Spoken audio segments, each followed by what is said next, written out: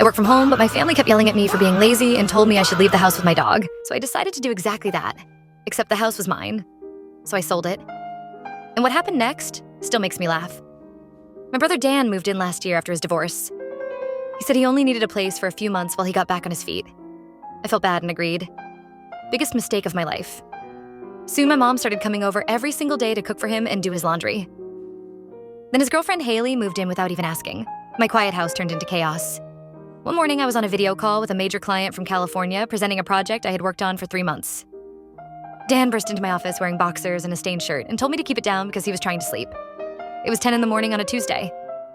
I muted myself and told him I was working. This is literally my career. He laughed and said, playing on the computer all day must be nice. Then he slammed the door so hard my diploma fell off the wall. My client heard everything. I was humiliated. My mom rushed in to defend him. She said I was always on the computer making noise and that Dan worked hard and needed rest. She told me to get a real job with normal hours. I am a senior software developer making 6 figures. But apparently that did not count. It kept getting worse. They threw parties on weeknights, loud dinners with strangers I had never met, my dog. Rex barked nonstop during client calls. They redecorated my living room without asking and said my style was depressing. Dan ate all my groceries. Mom gave them my master bedroom because they were a couple. I was sleeping on my own couch.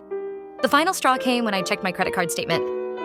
Dan had somehow gotten my card details and spent $3,000 on a new TV and sound system. I snapped. I told them all to leave immediately. Dan laughed and said, "Your house." Mom said Grandma left it to the whole family. Haley smirked and asked where they were supposed to go. Mom cried and said I was cruel and selfish and that Grandma would be disappointed. That is when I calmly walked to my office and came back with a folder. I pulled out the deed and every property document. Only my name was on them. Grandma knew exactly who she could trust. I told them they had 30 days to leave. For the next month, they made my life hell. They broke furniture, let Rex escape twice, and told everyone I was evil. The day after they finally left, I got a call from a real estate developer. She made a cash offer, $200,000 over asking. I sold immediately. I bought a beautiful condo with floor-to-ceiling windows, a doorman, and a massive dog park. Rex loved it. I finally had a real office with a door that locked. My productivity doubled. I landed 3 new clients.